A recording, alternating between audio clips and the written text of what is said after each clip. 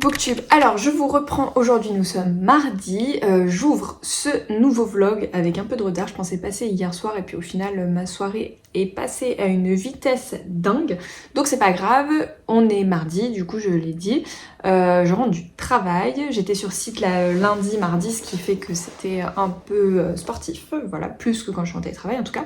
Demain ce sera télétravail pour moi, mais avec normalement une soirée littéraire le soir et un peu spécial, enfin en tout cas inhabituel en termes de lieu et d'activité. Voilà, alors je vous reprends pour vous parler de 2 lectures terminées. J'ai eu une réception que je ne peux pas vous montrer parce que c'est pour la rentrée littéraire du coup 2025, du mois d'août. Donc on est très en avance et je ne pense pas qu'on puisse le divulguer maintenant parce que quand on reçoit les catalogues, on nous dit bien voilà... Enfin, la maison d'édition n'a fait aucune communication par rapport à la rentrée littéraire, donc je vais pas, moi, en faire une. Voilà, mais en tout cas, il faut le lire. Alors, j'ai pas regardé la date, mais il faut le lire avant une certaine date. Donc, voilà, je vais écrire ma chronique, etc. Enfin, je vais déjà le lire. Je me perds. Bref, je suis fatiguée. La journée a été dense. Enfin, le début de semaine a été dense. Du coup, alors, je vous laissais avec Gianni le Magnifique, qui était ma lecture en cours. Je vous disais, j'ai découvert l'autrice avec ce roman, et je peux vous dire que j'ai adoré. J'ai adoré sa plume, j'ai adoré l'histoire, j'ai adoré la manière de raconter les choses, et pourtant c'est pas forcément des personnages avec lesquels on peut avoir beaucoup d'empathie, mais c'était génial. Donc ce roman nous raconte l'histoire de Gianni Agnelli, qui est le petit-fils très exactement, je crois, du fondateur de Fiat. Alors, je vais juste reprendre l'arbre généalogique pour pas vous dire de bêtises. J'ai vu qu'il y en avait un à la fin. Alors, donc Gianni Agnelli est là. Et c'est Giovanni Agnelli, je crois, le fondateur. C'est ça, c'est le grand-père. Parce que Edoardo Agnelli, c'est le père.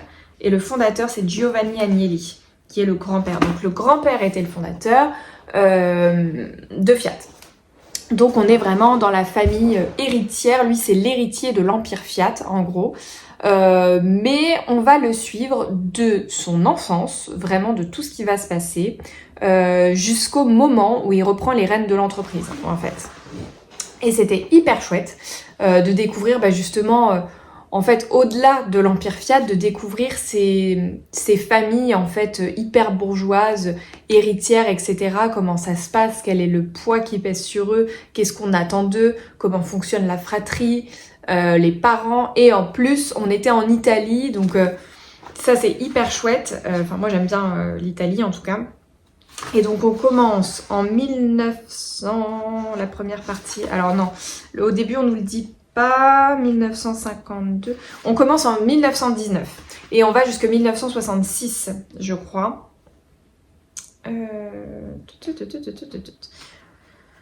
Désolée, c'est ça, 1966. Parce que du coup, comme je l'ai lu il y a 3 jours, je préfère vérifier mes dates et pas vous raconter des bêtises. Donc là, en fait, il y a une petite sorte d'introduction, on va dire, qui fait 30 pages. Et ensuite, on nous dit... les parties sont découpées par rapport au moment de sa vie, donc l'enfant 1919 à 1934. Et donc là, on nous explique son enfance. Et ça, déjà, c'était hyper intéressant pour le contexte historique. On est au sortir de la Première Guerre mondiale et on va ensuite aller jusque dans la Deuxième Guerre mondiale, vu qu'on va en 1966. Donc on nous parle de la montée en force de Mussolini, de l'état d'esprit des Italiens par rapport à Mussolini, mais aussi Hitler, du coup, vu qu'ils étaient alliés. Et ce qui n'était pas du tout le cas de nous, Français, enfin on était complètement à l'opposé. Enfin, bref, j'ai pas le mot là qui me vient, c'est pas du tout ça que je voulais dire. Mais bref,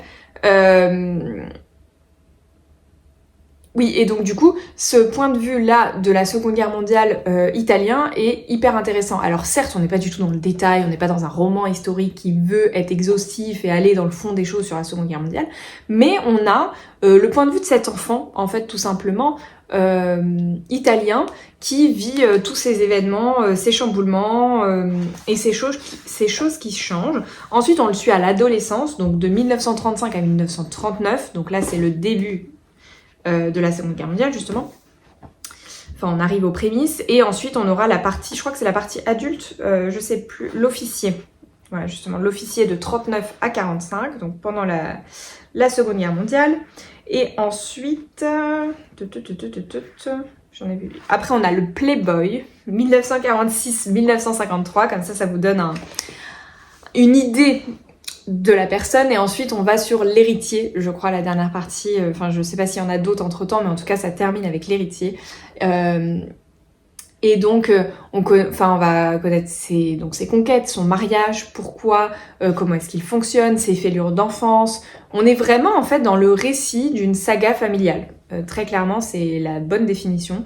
Mais dans ces familles ultra riches, on va découvrir même Kennedy sous le visage de Gianni Agnelli. Donc, que ce soit donc Kennedy avant qu'il soit président, de lui et de Jackie.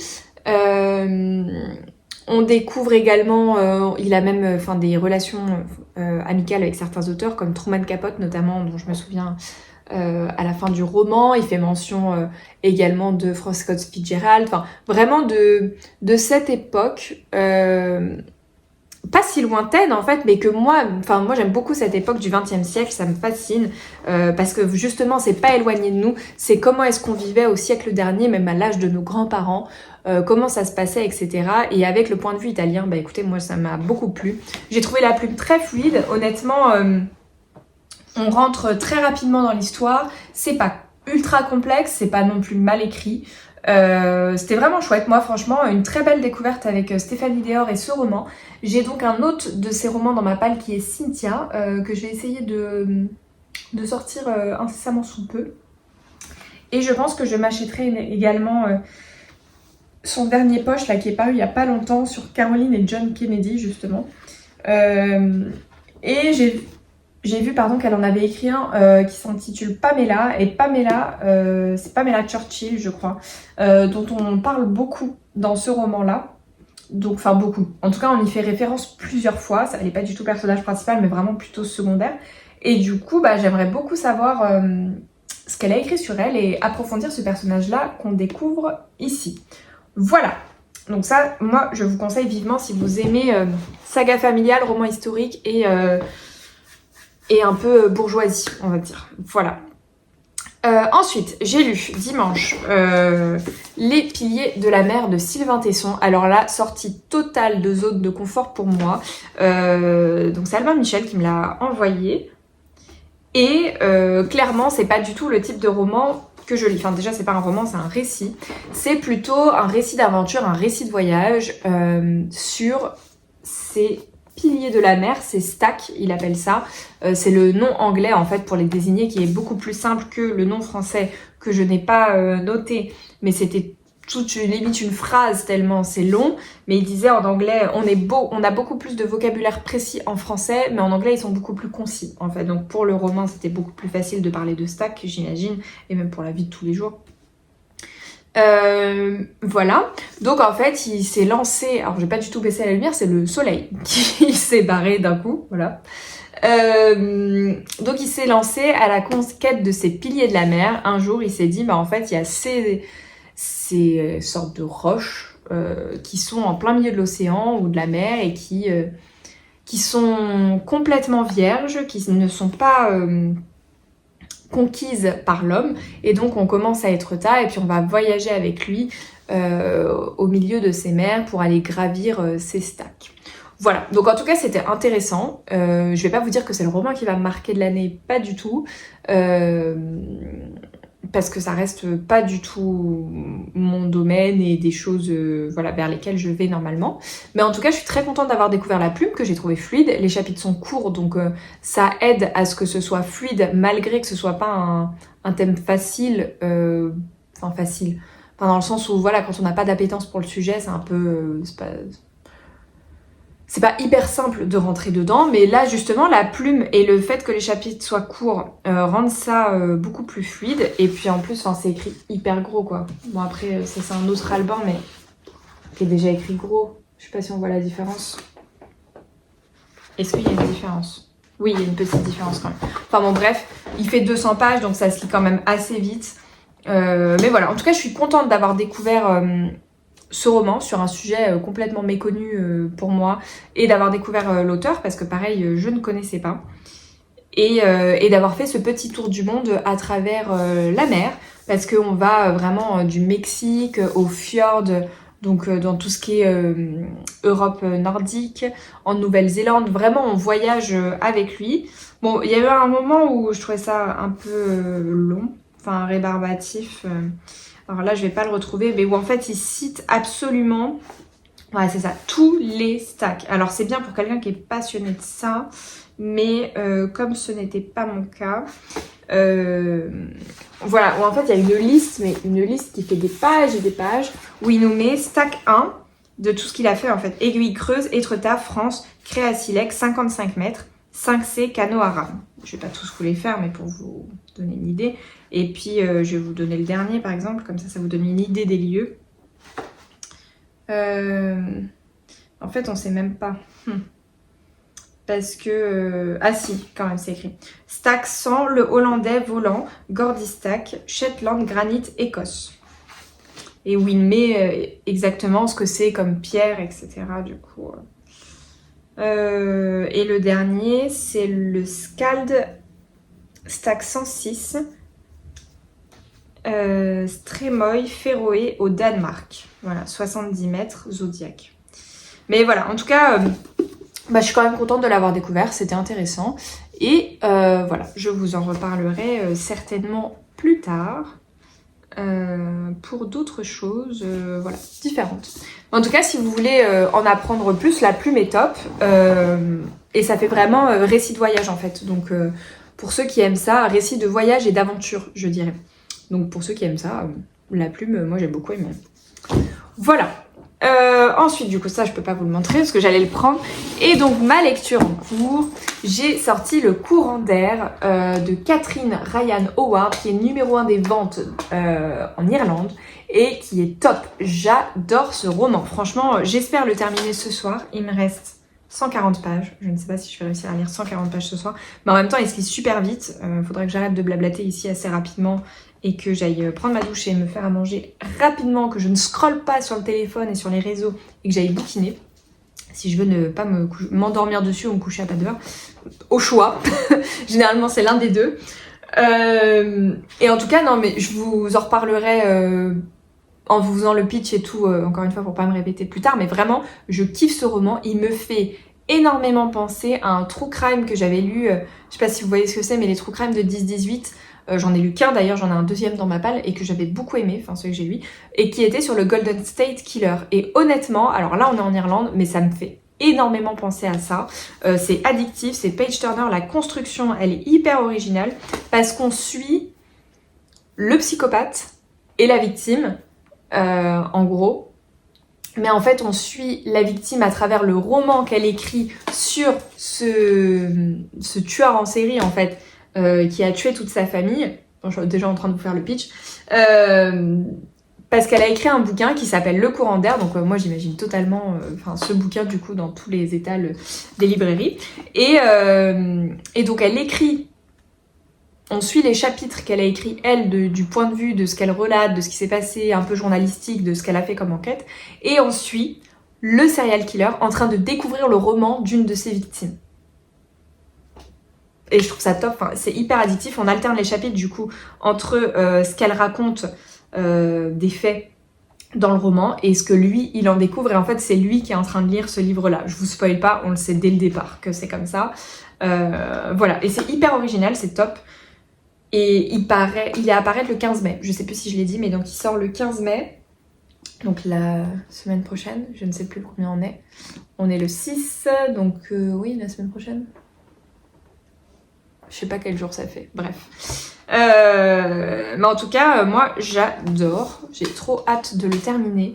Et après, j'hésite. Je m'étais dit, je lis celui-là dans mes SP. Et en même temps, là, j'ai très envie d'une romance. Donc ça va peut-être partir sur une romance.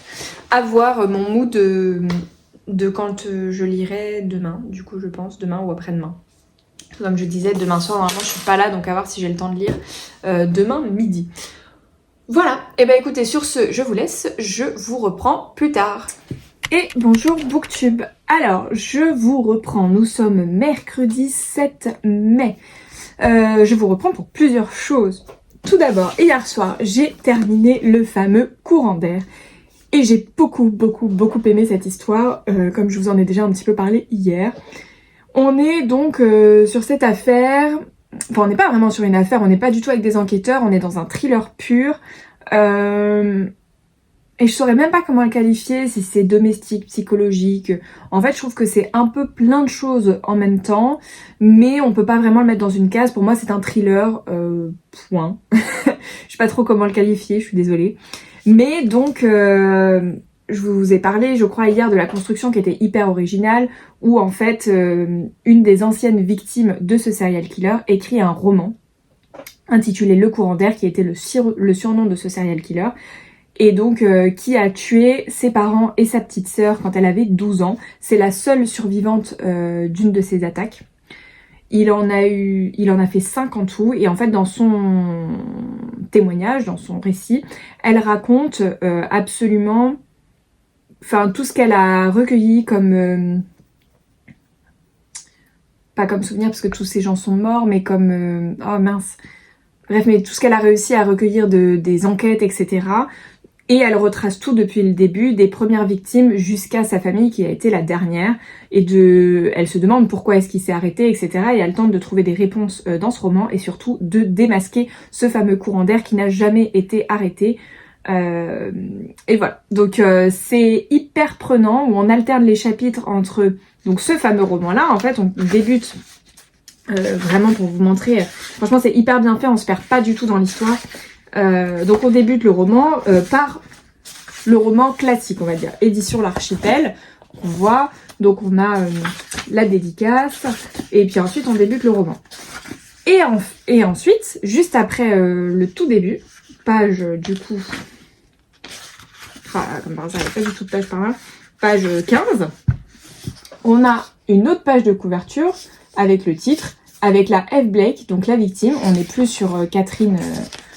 l'autrice initiale, on nous met le courant d'air et la maison d'édition. Donc on entre là dans ce roman qu'elle a écrit, où on a vraiment comme un vrai roman, les victimes qui sont toutes relatées dès le départ, note relative aux sources, avant-propos, la fille qui, et ensuite on a chapitre 1, etc. Et en fait, ce livre-là, on le lit en même temps que le serial killer qui a acheté le roman qui a été publié sur lui.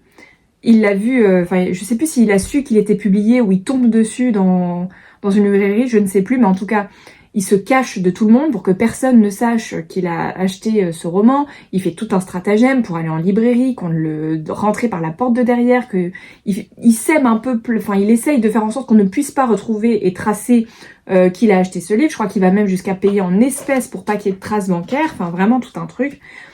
Et donc... on découvre ce roman sur lui en même temps que lui. Et franchement, rien que la construction, je trouve qu'elle est hyper originale et ça rend le livre hyper prenant. La plume, elle est hyper fluide, c'est page-turner, c'est addictif, on veut savoir, on veut comprendre. Au début, on sait... déjà, on veut comprendre qui c'est, qui a fait ça. Alors. Et puis alors la fin, je peux pas vous dire, mais la fin, je trouve qu'elle est très bonne.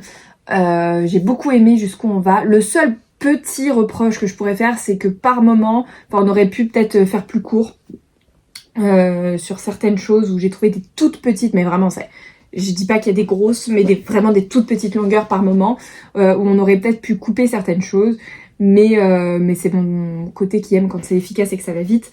Mais c'était quand même très bon, honnêtement. C'est juste histoire de lui trouver quelque chose parce que autrement c'était très très bien. Vraiment, je suis très agréablement surprise. Non, c'est pas le premier, je crois que c'est le premier en tant que partenaire que je lis de thriller de l'Archipel, mais non, c'est le deuxième, et le premier avait été une petite déception. Mais du coup là, franchement, hyper agréablement surprise. Je vous le conseille vivement si vous aimez ces histoires de serial killer et vraiment ce côté à la fois tête du tueur, mais dans la tête de la victime, on est vraiment dans la tête des deux. Et c'était vraiment super bon. Voilà. Donc moi je vous le conseille vivement. Il apparaît du coup le 15 mai au prix de 23 € et il fait 390 pages. Voilà. Pour cette lecture dont je n'ai pas fait la photo, ce midi, comme j'étais en télétravail, j'ai fait pas mal de photos pour Instagram. J'en ai fait 7, je crois. À ce qui me fait penser, j'ai pas fait la photo pour le concours. J'aurais jamais le temps là. Oh là là, j'ai oublié.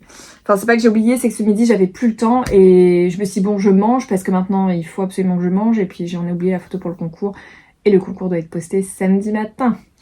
Donc ce serait bien, comme là je suis coiffée maquillée, que j'en fasse une. Bon, je vais voir. Je vais voir. Ensuite, j'avais des réceptions dans la boîte aux lettres. J'en ai 3. On va commencer par celui-ci. Hop, qui me vient. Je sais ce que c'est, celui-là, je n'ai aucun doute. Hop, alors super, on commence bien. Allez, je vais en avoir pour 2 heures. J'en avais, comme j'en avais pas mal, etc. Je voulais ouvrir ça avec vous. C'est un carnage, j'aurais mieux fait de pré-ouvrir. Voilà, ça m'apprendra. Et celui que j'ai reçu hier, oui, je vous l'avais dit, je peux pas vous le montrer. C'est sur Instagram que j'ai menti. Hop.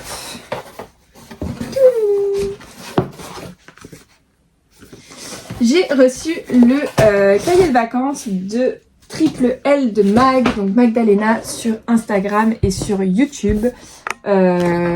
Culture Polar, donc c'est son cahier de vacances spécial polar. On a sa petite tête juste là. Alors, et qu'est-ce que je vous montre, qu'est-ce que je vous montre pas? Mais j'ai trop hâte, je suis une impatiente, je suis limite de vouloir tester, mais j'ai pas le temps en fait, mon problème il est là. Mais j'aimerais trop tester déjà un petit exercice avant de partir et de me diriger vers une soirée littéraire ce soir.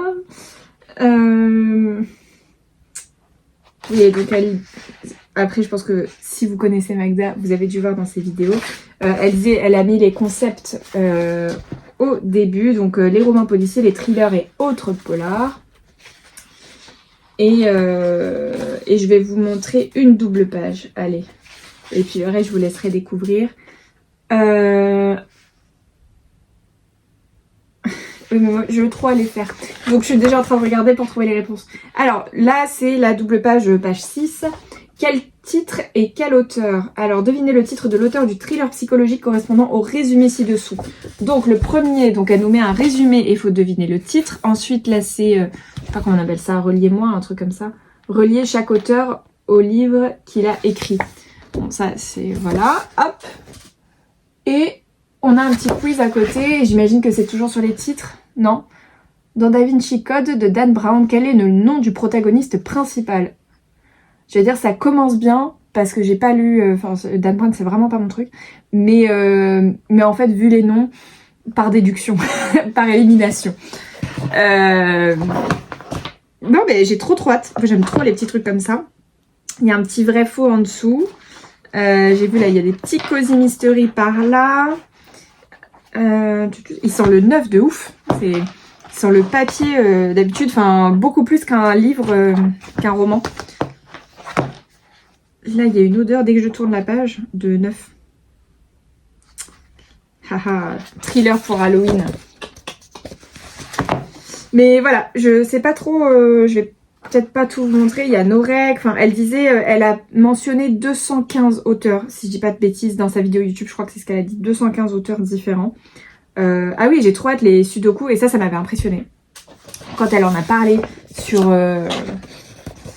YouTube, dans sa vidéo de présentation du sudoku qu'elle a construit elle-même, et je me suis dit, alors moi j'adore faire les sudoku, donc je suis très contente, mais comment on le construit? Enfin, alors le construire, oui, mais quels chiffres on décide d'enlever pour qu'on puisse quand même trouver la réponse? Ça doit être des trucs de logique, etc., que je ne connais pas, mais en tout cas, je pense qu'elle a dû bien se prendre la tête à faire tout ça. Enfin, c'est un travail titanesque, je n'en ai aucun doute de faire tout ça, mais j'aime trop.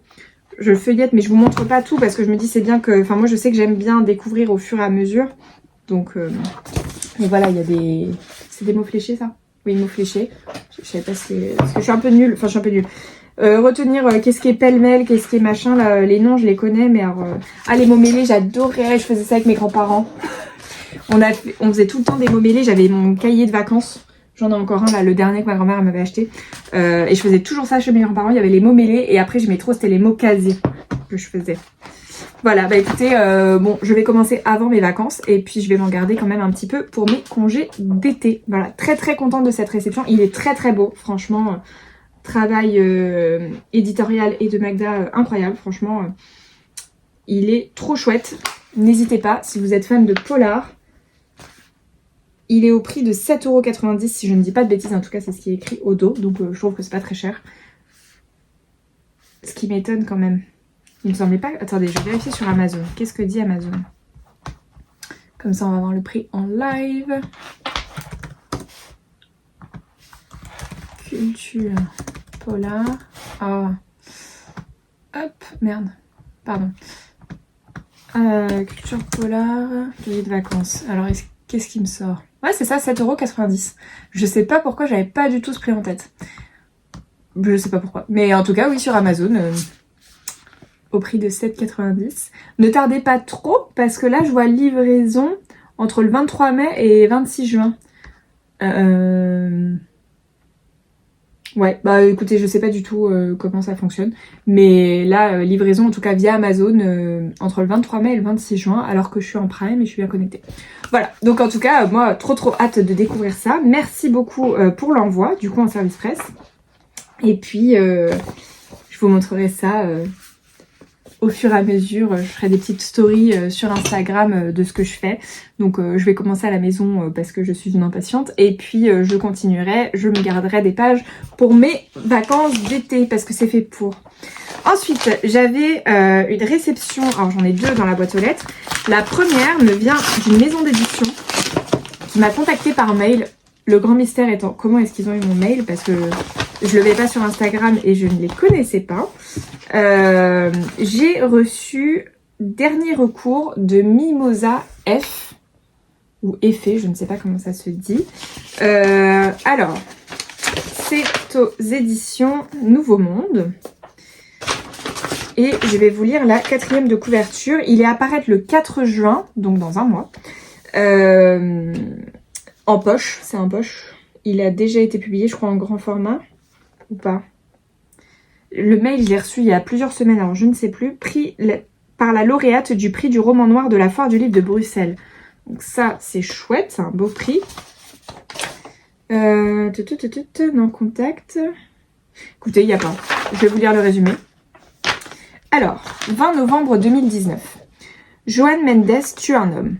Pourtant, rien ne l'avait destinée à devenir une meurtrière. Rien ou peut-être tout. À 29 ans, la jeune femme n'a jamais quitté le 93 et la cité Daniel Casanova, où elle a grandi. Sa vie se partage entre sa passion pour le rock, ses amis et ses petites amies. Son travail ennuyeux dans une grande enseigne d'ameublement. Mais 8 jours plus tôt, la tentative de suicide d'une salariée a déclenché un mouvement social. Rapidement, Joanne est ciblée par la police en raison de son passé et de ses liens familiaux. Autour d'elle, tout semble désormais lié, violence, trafic de drogue, corruption. Dans sa quête de vérité et de justice, elle se retrouve prise dans un engrenage inéluctable et découvre que les criminels ne sont pas toujours ceux que l'on croit. Un roman noir, rock et explosif, pardon. Roman noir social inédit avec du rock, un meurtre, une grande enseigne d'ameublement, un mouvement social et un univers lesbien, entre autres. Les titres des chapitres sont des titres de chansons de rock dont la playlist est donnée à la fin du livre à retrouver sur Spotify. Encore Spotify. Je n'ai pas Spotify, j'ai Deezer. Oh là là. À chaque fois, je me tape tout à la main. C'est pénible. On ne pense pas à nous. Et en fait, j'ai regardé une fois parce que ça m'a saoulé cette histoire de Spotify Deezer. J'en parlais avec une collègue et du coup, on a cherché le nombre d'abonnés sur Spotify, sur Deezer, etc. Et en fait, Spotify, c'est de l'Europe du Nord. Je sais plus si je vous ai déjà raconté ce truc-là. Mais je sais plus de quel pays, mais c'est un pays d'Europe du Nord. Un pays nordique, quoi. Et Deezer, c'est français. Donc en fait, moi, je suis chauvine et je... pas du tout, hein. Enfin, pas du tout, c'est pas pour ça que j'ai fait ça, mais moi, je suis sur Deezer depuis des années, et en fait, c'est une entreprise française, ce qui n'est pas le cas de Spotify. Donc c'est ce qui fait que Deezer a moins d'abonnés et par rapport à Spotify et moins de résonance dans le monde, et c'est ce qu'on se disait, on se demandait aux États-Unis ce qu'ils utilisaient comme appli de musique, mais en tout cas, Deezer, c'est français. Voilà, ce pourquoi au final c'est moins popularisé que d'autres. Ah, j'ai vu System of a Down dans la playlist. Donc écoutez, j'ai hésité fortement, en toute honnêteté et toute transparence, à accepter. J'aime beaucoup la playlist. The Cure, The Who, Patti Smith, David Bowie, Pink Floyd, Guns N' Roses. Oh, j'adore Toxicity. Eric Clapton. Ah, je l'aime beaucoup celle-là aussi. Et ben écoutez, en tout cas, la playlist est super. Mais donc j'ai hésité assez longtemps, en toute honnêteté. J'ai relu plusieurs fois le résumé, j'ai regardé un peu ce que je trouvais sur internet, etc. avant d'accepter. Parce que je ne suis pas trop roman social, enfin en tout cas tout ce qui est très politique, etc. C'est pas trop mon truc, ça me divertit pas, c'est pas ce que j'ai envie de lire, j'ai pas envie d'être engagée là-dedans. Donc j'ai hésité. Et puis quand même j'ai envie de me faire mon avis là-dessus, du moment que c'est pas trop moralisateur en fait. Et voilà, parce que le reste, moi le côté un roman noir, rock et explosif, c'est cette phrase-là en fait qui m'a convaincue très clairement. Après j'aime bien quand même quand on parle de la société, mais vraiment ce que j'aime pas, c'est le côté moralisateur sur certaines choses dans certains romans. Il y en a qui sont pour, etc. Et déjà de 1, j'ai pas envie de parler de ça sur Instagram, et de 2, et de donner mon avis politique sur aucun sujet. Parce que je suis pas là pour ça, et parce qu'en général je trouve que ça apporte beaucoup de négativité, et dans un sens ou dans l'autre, enfin voilà, voilà. Et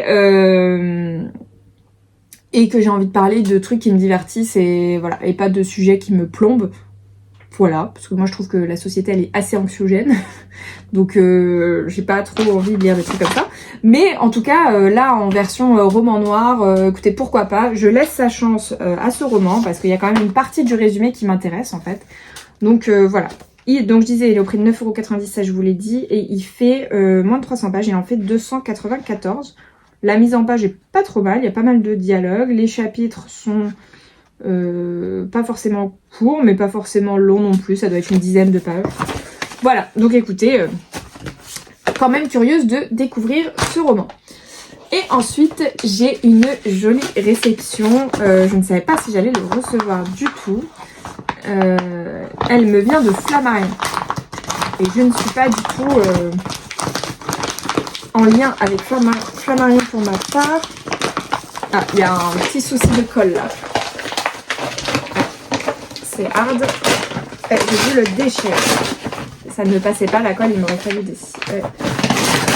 Hop, allez, voilà. Hop. Tac.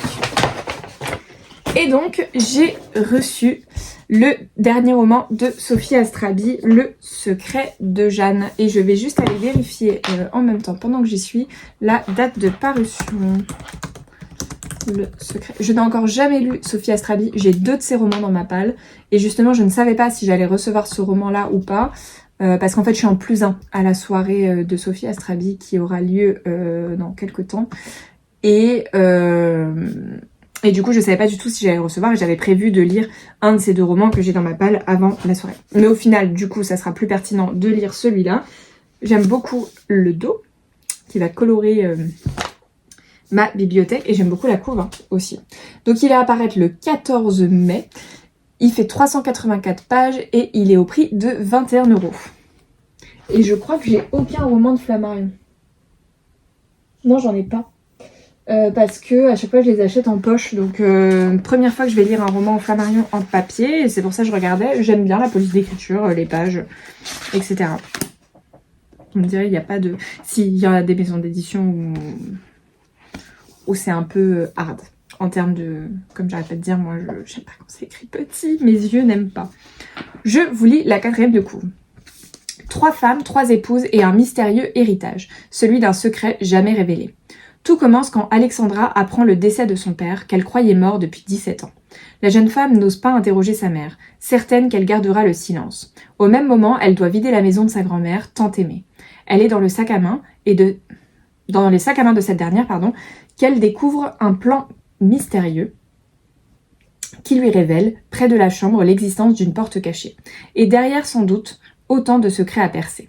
En entremêlant avec une écriture aussi romanesque qu'inspirée, 3 destinées féminines à 3 époques différentes, Sophie Astrabi construit un roman vertigineux sur ce que l'on transmet malgré soi, et ce faisant, elle embrasse tout un pan de l'histoire des femmes. Voilà, bah écoutez, moi ça me tente beaucoup, de toute façon ça fait longtemps que je veux découvrir Sophie Astrabi. Ah ouais, la couve poche de son roman paru l'année dernière n'a rien à voir. Alors celui-ci n'est pas dans ma palle pour le coup. Et je sais pas si vous vous souvenez, c'était une couve vert foncé avec une fille qui était assise sur un lit, je crois, avec une lampe de chevet derrière elle. Et donc on passe de ça à ça. Ça n'a rien à voir en poche. Voilà, c'est pas cela que j'ai dans ma palle. Moi j'ai le bruit des souvenirs ou du souvenir et Billy Pretty a disparu. Je sais pas pourquoi je fais ça à chaque fois parce que je ne les vois pas d'ici. Enfin je vois mais pas, je serais incapable de lire les titres. Voilà, donc très très curieuse de découvrir celui-là et vraiment j'aime beaucoup cette couve. Voilà. Du coup bah, ça va être ma lecture pour ce week-end je pense. Donc on est aujourd'hui mercredi parce que du coup j'ai fini le courant d'air. J'ai commencé en audio Le Souffle des Rêves aujourd'hui. Entre la cuisine et d'autres choses que j'ai fait ce midi et ce matin avant de bosser, j'ai lu 130 pages, enfin j'ai écouté 130 pages et comme j'ai de la route là pour aller à mon événement, je vais continuer cette lecture là en audio qui est la suite de La Femme au manteau violet. Ça vraiment, parce que même l'autrice me l'a dit quand je l'ai vu en salon, il faut lire celui-là après avoir lu La Femme au manteau violet. Bon après encore une fois je suis pas la police des livres, vous ferez ce que vous voulez, mais ça a beaucoup plus de sens de les suivre. Pour l'instant je ne sais pas encore pourquoi, parce que tout n'est pas lié, mais voilà, en tout cas j'aime beaucoup ce début de tome 3 et j'ai vraiment débuté, mais vraiment débuté quoi, je suis à la page 26, c'était vraiment histoire de dire que, je crois que je suis au chapitre 2, un truc comme ça, je suis au milieu du chapitre 2. Le tome 3 de Westwell aujourd'hui. Je ne pense pas du tout, sauf si j'arrive à rentrer tôt de la soirée, avoir le temps de lire aujourd'hui. Mais je suis vraiment en attente de savoir ce qui va se passer dans ce tome 3. Voilà pour mes nouvelles lectures donc qui vont m'accompagner là dans les prochains jours. Ça sera ma lecture du coup je pense pour le jour férié. Je sais même pas si j'aurai le temps de le lire en une journée parce qu'il fait quand même 500 pages. Et je sais pas du tout ce que je vais faire de ma journée de demain encore. Donc 500 pages dans une journée c'est peut-être beaucoup. À voir ce que je fais. Voilà. Voilà. Et ensuite ma prochaine lecture ce sera du coup celui-là. Parce que je m'étais dit justement je lis Westwell et après je lis Sophie Astrabi. Avec le bruit des souvenirs ou du souvenir, je ne sais plus. Ça doit être écrit dans le roman, j'en ai pensé. Et du coup bah finalement ce sera celui-ci. Je savais pas si j'allais le recevoir ou pas. Et bah écoutez c'est pas écrit. Comme ça. Enfin bon, bref, voilà. Sur ce, je vous laisse et je vous reprends du coup bah, pour vous parler de l'événement d'aujourd'hui. Ça m'étonnerait ce soir, mais sûrement demain. Voilà. Bonne, j'allais dire bonne fin de journée, mais bonne suite de vlog. Hein.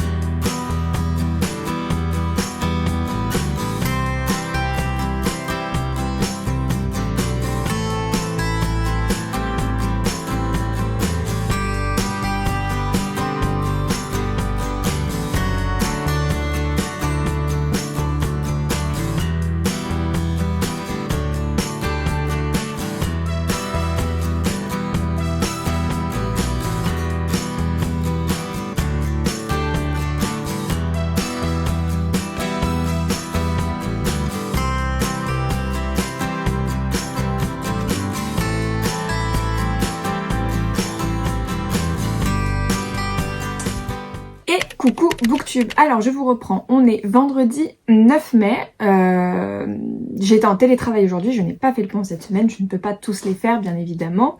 Je viens de terminer la journée qui fut quand même, enfin il y avait du boulot malgré le jour férié et cette, ce pont où il y a moins de monde, il y avait quand même du boulot pour nous. Comme toujours, j'ai envie de dire, il y en a toujours, voilà. Alors je vous reprends pour vous parler du coup de la soirée de mercredi soir qui a eu lieu avec monsieur Sylvain Tesson autour de son nouveau récit Les Piliers de la Mer. Je sais pas justement comment c'est qualifié, si j'ai cherché dans le bouquin d'Albin s'il y avait écrit quelque chose, mais non. C'était récit, roman, pour moi c'est un récit, hein, mais... Je ne suis pas professionnelle par rapport à ça, donc je ne voudrais pas vous dire une bêtise. En tout cas, donc je vous en avais parlé. Et c'était hyper intéressant de rencontrer l'auteur. On était invités, j'ai été invitée grâce à Magda qui a donné mon nom à Albin. Et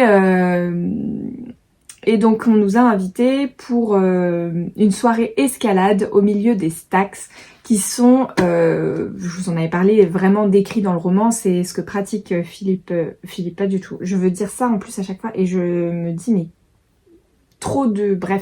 de Sylvain Tesson, pardon. Et donc oui, ils gravissent ces stacks au plein milieu de la mer. Il y a des photos sur J'ai vu, je ne connaissais pas du tout. Albin Michel a un compte Instagram.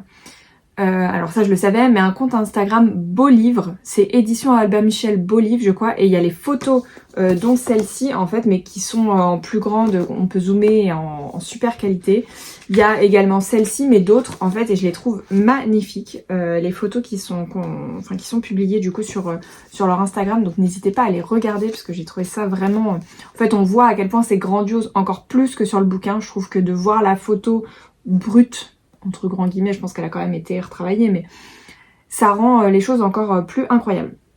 Et donc, Monsieur Tesson nous attendait au milieu de ces grands piliers, alors là dans des murs d'escalade, mais ça correspond vraiment à ce qu'ils peuvent faire. En fait, il nous expliquait en pleine nature, donc en mer, où ils gravissent ces stacks. Et c'était hyper impressionnant. Personnellement, j'avais jamais fait d'escalade. Et j'étais l'une des seules à n'en avoir jamais fait, donc bon, voilà. Et donc au moment de l'initiation, ils ont demandé qui n'en avait jamais fait. J'ai levé la main et donc c'est Daniel qui nous a dédicacé le roman également, car c'est celui avec qui... c'est un grand grimpeur, copain de Sylvain Tesson, si j'ai bien tout compris.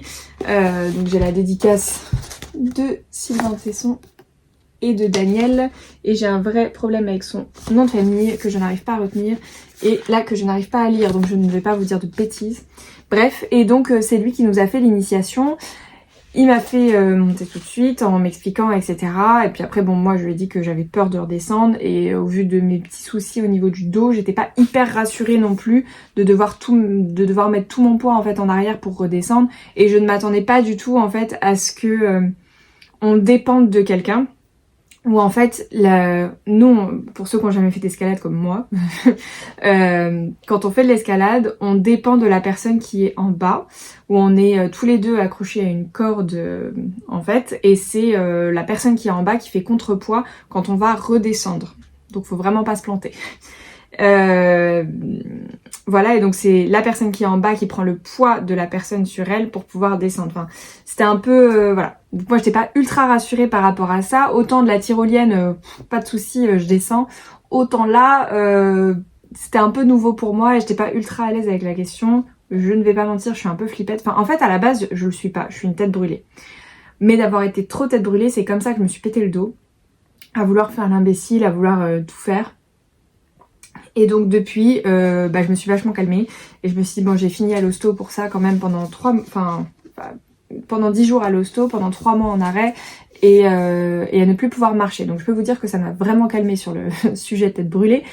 Donc forcément dans ce genre de cas, maintenant je suis beaucoup plus frileuse qu'avant, quitte à passer pour une poule mouillée maintenant, mais tant pis, j'assume. Et donc, pour revenir à cet événement, donc on a pu admirer quand même Sylvain Tesson, donc monter ses stacks. Franchement, c'était impressionnant de le voir vraiment dans son élément. C'était top parce que je trouve que c'est impressionnant, surtout à son âge, entre guillemets. Hein. Mais parce qu'en fait, il a l'âge de ma mère ou un peu plus. Il est un tout petit peu plus âgé que ma mère et je me disais, mais j'imagine tellement pas ma mère ou même mon père faire quoi que ce soit de ce genre-là, en fait. Et du coup, je trouve ça impressionnant.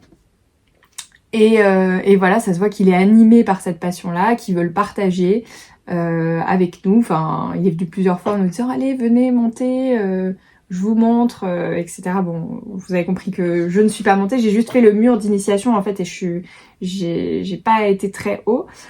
Je me suis contentée de ça et je me dis bon, au moins j'ai essayé, voilà. Mais je voulais pas, comme je vous dis, bref, je vais pas revenir là-dessus, mais... Bref, et du coup, bah, c'était hyper chouette, voilà, de pouvoir admirer tout ça, de voir aussi bah, les autres personnes hein, qui étaient dans ce club, centre d'escalade, qui grimpaient. Franchement, c'était assez fascinant de voir ce truc où... Bah, en fait, je trouve que monter encore, ça va.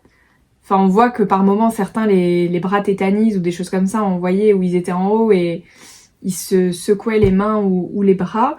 Et puis, en fait, c'est la redescente, moi, je trouve, qui est impressionnante. Et puis, c'est tout un contrôle, en fait, avec la personne qui est en bas. C'est un vrai duo et c'est impressionnant. Enfin, franchement, voilà. Et donc, après ce petit moment en hauteur... On avait un endroit de l'escalade où on pouvait s'installer, où on a pris un verre, discuter, etc. Puis c'était hyper agréable d'écouter du coup Sylvain Tesson nous parler de sa passion des stacks, de son expérience. Il a des mots très poétiques, très philosophiques. C'est un homme hyper intéressant. Comme je disais, moi c'est pas du tout mon domaine de prédilection, mais honnêtement, enfin, c'est quelqu'un qu'on a envie d'écouter ou qui donne envie d'apprendre d'autres choses et du coup c'était hyper top. Donc voilà, très reconnaissante d'avoir pu participer à ce moment hyper original et hyper intéressant. Voilà. Ensuite, aujourd'hui dans la boîte aux lettres, j'avais une petite réception. Moi je l'ai déjà ouvert, hein. Ça se referme mais... Hop. Me vient des éditions Presse de la Cité. J'ai reçu American Cinérama de François Velin.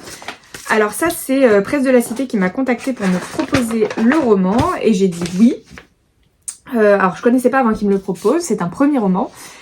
Et j'ai lu le résumé et j'ai dit ok, ça me tente bien. Et en plus, les deux derniers thrillers de chez Presse de la Cité que j'ai lus, qui sont Emprise de Salvatore Vigny et Le mensonge de trop de Charlie Lapenna, j'ai énormément aimé les deux. Donc si c'est aussi bon que les deux que j'ai lus, peut-être pas, hein, on est sur quelque chose de très différent là. Bah en tout cas, ça me tente vachement. Et on retourne dans la ville où j'ai l'impression d'aller dans tous mes bouquins en ce moment. On retourne à New York, du coup. Je vous lis la 4e de couverture. Oui, c'est ça, c'est la 4e. Alors que son mariage bat de l'aile, Antoine se voit gratifié d'une promotion inespérée. Direction New York avec toute sa famille. Gabrielle, son épouse, un peu éteinte par une vie de couple monotone, accueille la nouvelle avec joie et s'imagine déjà vivre le rêve américain. Ce nouvel élan ravive même la flamme de leur amour. Malheureusement, rien ne se passe comme prévu. Alors que le poste promis est finalement supprimé, Antoine refuse d'annoncer la vérité à Gabrielle et préfère s'enfoncer dans le mensonge. Mais à New York, tous les rêves sont permis, il ne tient qu'à lui de rebondir pour devenir quelqu'un d'autre ou de le prétendre. Entre After Hours et The White Lotus, un roman haletant sur le mensonge, l'usure du couple et l'ambition. Un hommage à la ville qui ne dort jamais, à sa faune et à son imaginaire servi par un casting haut en couleurs. Et donc, juste 3 mots sur l'auteur. François Velin, publicitaire et entrepreneur, a vécu à New York avec sa famille, donc il sait de quoi il parle. Il est également scénariste de films et de séries. Il vit entre Paris et la Bretagne. American Cinérama est son premier roman. Et donc il est à paraître le 15 mai. Il n'est pas encore sorti. Et ben moi j'ai vraiment hâte de le découvrir. Il fait 200... Je l'ai vu là. 281 pages et il est au prix de 21 €. Moi franchement j'ai trop hâte de découvrir et j'adore la police. C'est écrit trop. Vraiment, je vais vous saouler avec ça, mais vraiment c'est un confort de lecture. Pour nous lecteurs qui lisons beaucoup, moi ma vue elle baisse tous les ans à cause de la lecture. L'ophtalmo me l'a dit il y a quelques années déjà et il me disait enfin faites des pauses toutes les 10 minutes. Je l'ai regardé et je me rappelle j'étais jeune, hein, j'étais avec ma mère, vu qu'on faisait les rendez-vous chez l'ophtalmo ensemble, je devais avoir 17 ans. Je pense que je devais avoir 17 ans. Et j'ai regardé ma mère et je me suis dit, il est sérieux à me dire faites des pauses toutes les 10 minutes dans un livre. Je voulais dire, monsieur, vous n'avez jamais lu un livre. Vous n'avez jamais été dans un roman page-turner. On ne peut pas faire de pause toutes les 10 minutes. Il me disait, en fait, toutes les 10 minutes, il faudrait regarder au loin pour pas que ma vue baisse. Et que du coup, j'habitue trop ma vue à regarder de près, en fait, tout le temps. Et que c'est pour ça, enfin bref. Donc tous les 2 ans, je vais chez l'ophtalmo, tous les 2 ans ma vue a baissé. Donc voilà. Donc moi je suis très contente d'avoir des romans qui proposent des gros caractères. Ça permet de lire plus vite, de manière plus fluide. Et voilà, sur la petite minute, Inès aime les gros caractères, désolée. J'ai l'impression de vous dire ça trop souvent en plus. Mais bon, en tout cas, très agréable, je pense, à lire en tant qu'objet livre. Voilà donc le petit nouveau. Et ce midi, pendant ma pause déjeuner, hier j'avais dévoré déjà plus de 400 pages, il m'en restait 60 aujourd'hui. J'ai terminé le tome 3 de Westwell que j'ai beaucoup aimé. J'ai passé un super moment avec ce tome 3, j'ai mis des petits... on voit rien du tout, on voit toujours pas grand chose, voilà, vous voyez un peu mieux déjà. J'ai mis mes petits signets là. Mais déjà, enfin franchement c'est pareil, là, les objets livres de chez Nox, ils sont top. Enfin, j'aime beaucoup à chaque fois les chapitres qui sont travaillés comme ça. Les couvertures rabat qui sont, je trouve, pareil, hyper quali. Enfin vraiment, je trouve que les objets livres de chez Nox sont top. Voilà, moi je suis une collectionneuse, hein, voilà. Donc, que vous dire sur ce tome 3 pour ne spoiler personne? Bah ça va être très compliqué, vu qu'on est sur un tome 3. Je vais pas dire grand chose en vrai parce que je veux vraiment pas vous spoiler et qu'on est vraiment dans un truc qui se suit. Donc ce que je peux vous dire, c'est que j'ai beaucoup aimé ce tome 3, que je suis très contente qu'on voit encore plus que dans le tome précédent les deux frères de nos deux protagonistes principaux, donc Lincoln et Ellie.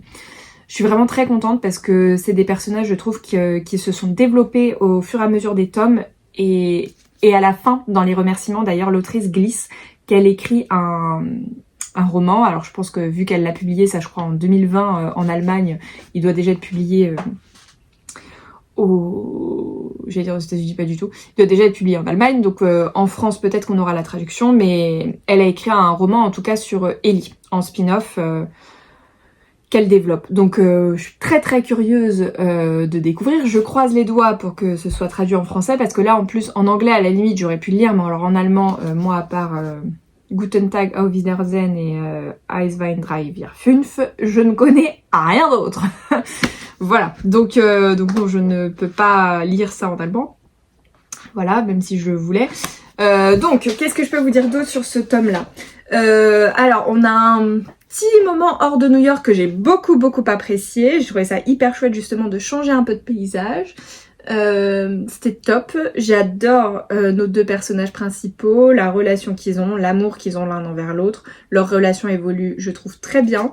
J'avais des soupçons à la fin du tome 2, je ne vous dirai pas lesquels, mais qui se sont révélés à côté de la plaque.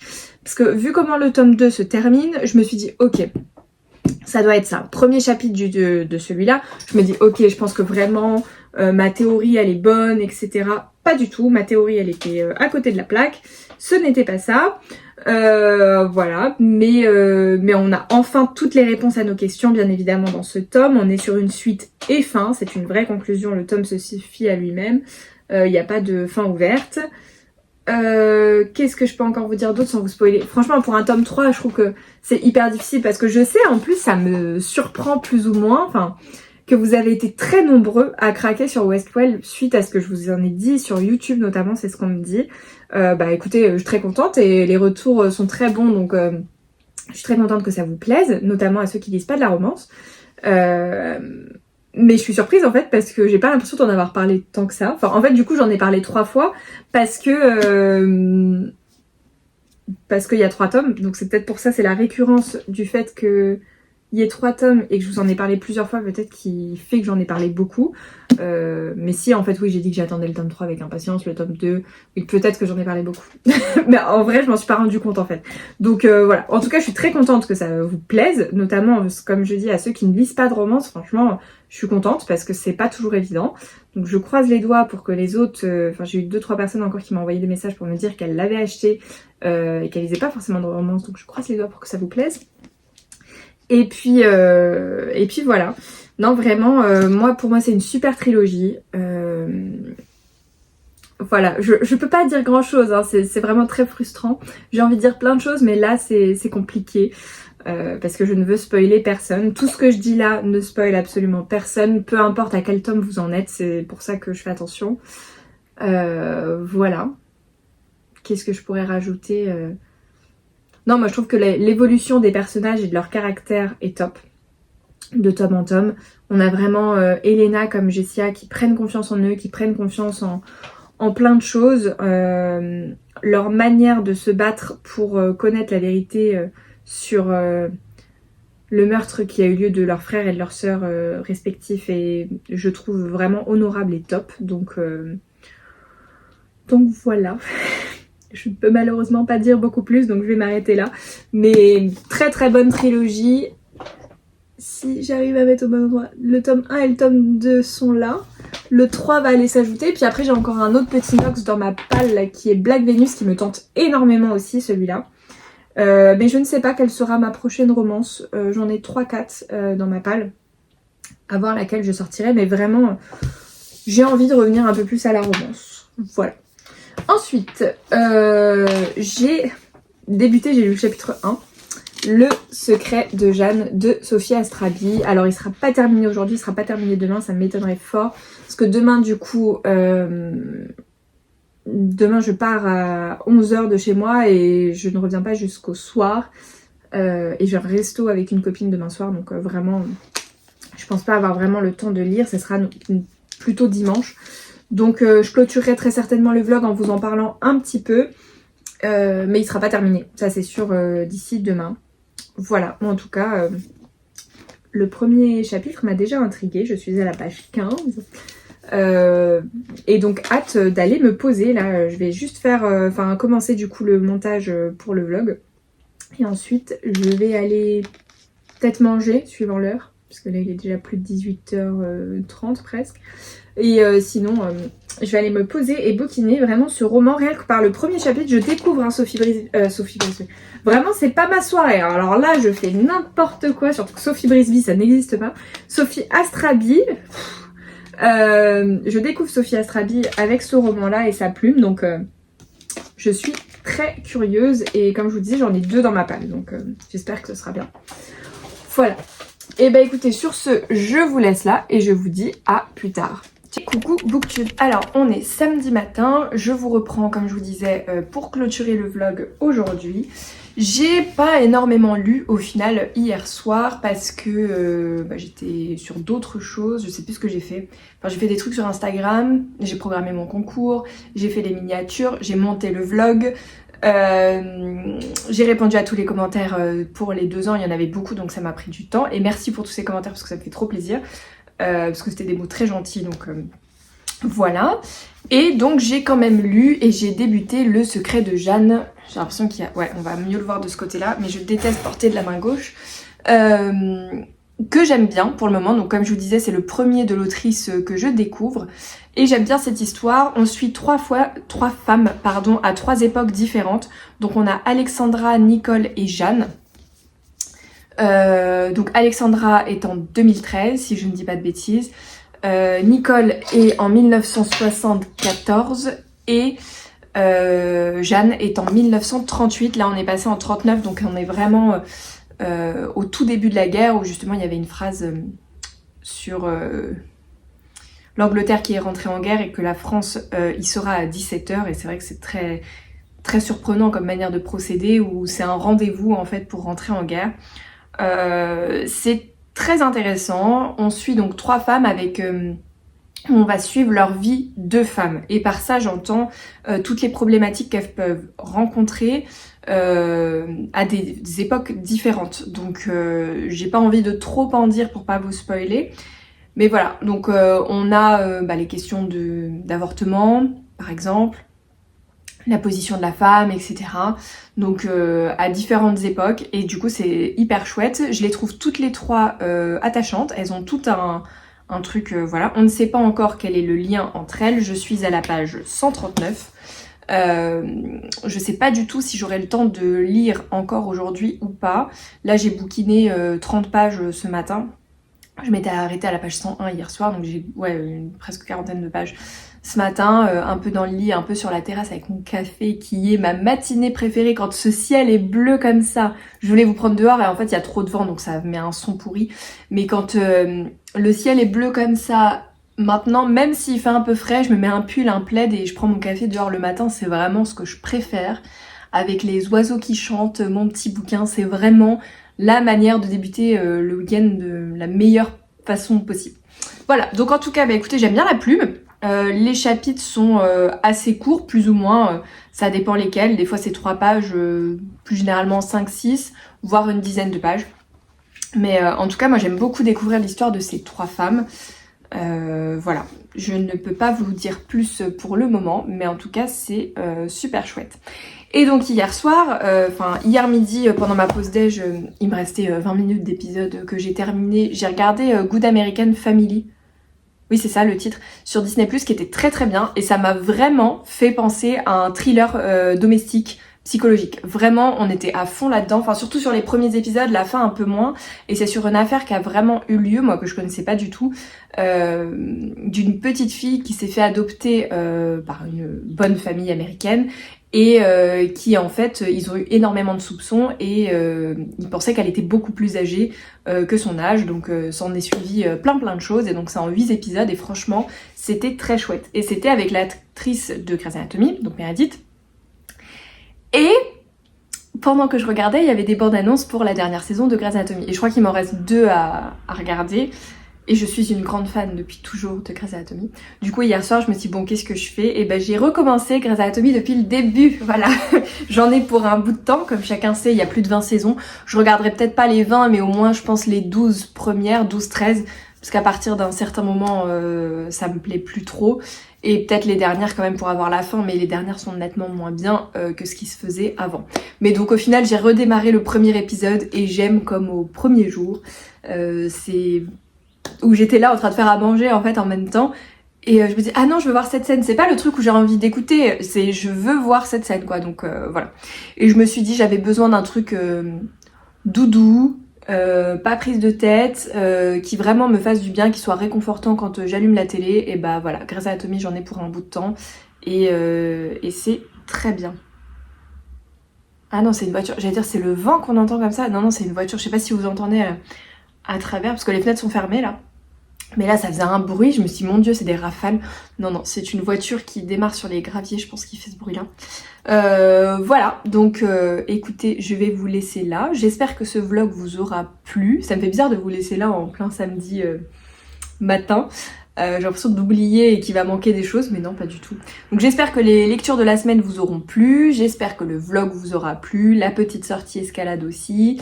J'ai essayé de vous emmener au maximum de ce que je pouvais. Et puis voilà, on se retrouve pour une semaine plus chargée la semaine prochaine. J'ai 3 événements. Et là, justement, c'est le genre de moment où je commence à angoisser par rapport à tout ce que j'ai eu il y a quelques temps là, en termes de fatigue, etc. Et je me demande en fait si mon corps va être capable d'assumer tout ça. Parce qu'en ce moment, enfin, mon corps, il fait ce qu'il veut. Et en fait, pour quelqu'un comme moi qui a l'habitude de tenir extrêmement la fatigue, qui a fait énormément de choses dans sa vie, on va dire, enfin j'ai eu une vie bien avant Instagram qui était encore plus remplie que ce que je peux avoir là. Là, elle est déjà bien remplie, mais franchement, j'ai eu des périodes qui étaient pires que ça, où je travaillais J'arrivais au bureau à 7h30, je partais en courant à 18h, 18h30 des fois, et j'allais faire des services en salle jusqu'à 1h du matin, tous les jours de la semaine. Et j'enchaînais également le week-end avec des services en salle aussi. Et quand je partais pas à 18h30, enfin à 18h, 18h30 en kata pour arriver au service, voire pas manger parce que j'étais en retard avant le service, et bah sinon je restais au boulot jusqu'à 20h, 21h, 22h quand j'avais pas de service. Donc j'ai eu et je faisais de la danse aussi à ce moment-là. J'ai eu vraiment des périodes extrêmement chargées, beaucoup plus denses que ce que j'ai là. Mais mon corps là en ce moment me dit un peu stop et ne suit pas forcément. Donc j'espère que 3 soirées dans la semaine ça ira. Parce que moi, ce que vous voyez peut-être pas, mais quand je fais aux soirées, moi j'habite pas Paris en fait. Donc ça demande de l'organisation, ça demande de l'envie d'y aller, parce que honnêtement c'est quand même quelques sacrifices en termes de sommeil et de repos, hein, parce que moi ça me fait partir au boulot presque 2 heures plus tôt que ce que je fais normalement, parce que j'y vais en voiture, on connaît tous le trafic parisien, donc je pars de chez moi, il est 7h15 au lieu de 8h30. Donc je fais ma journée, donc je me lève à 6h15 au lieu de 7h, 7h15 ouais à peu près. Et je rentre à pas d'heure en fait. Enfin, quand la soirée se termine à 22h, je rentre chez moi à 23h, le temps de prendre une douche, des fois de manger, de monter le réel, etc. Je me couche, il est 1h30 du matin en général. Voilà. Quand ça termine tôt, ça va, et encore parce que quand on habite Paris, terminer tôt c'est bien, on rentre tôt. Nous, faut rajouter le trajet quand même pour ceux qui sont en banlieue, donc c'est pas toujours simple, c'est pas toujours... voilà. Donc en fait, d'enchaîner 3 soirs de suite comme ça la semaine prochaine, j'espère que j'y arriverai. Ces 3 soirées qui, voilà, j'ai envie de les faire, ces 3 auteurs que j'ai déjà lus, enfin, une je suis en train, mais ces 3 auteurs que j'ai déjà lus, où j'ai apprécié les romans, et ça m'embêterait de pas y aller. Et il y a eu des semaines où il n'y avait pas de soirée et j'ai pu me reposer, donc je me dis, bon allez, tiens avec moi s'il te plaît. Je motive mon corps, je vais faire des cures de vitamines, je sais pas. Et comme je dis, hein, normalement pour moi ça c'est pas grand chose, mais là je sais que en termes de fatigue je tiens nettement moins bien qu'avant.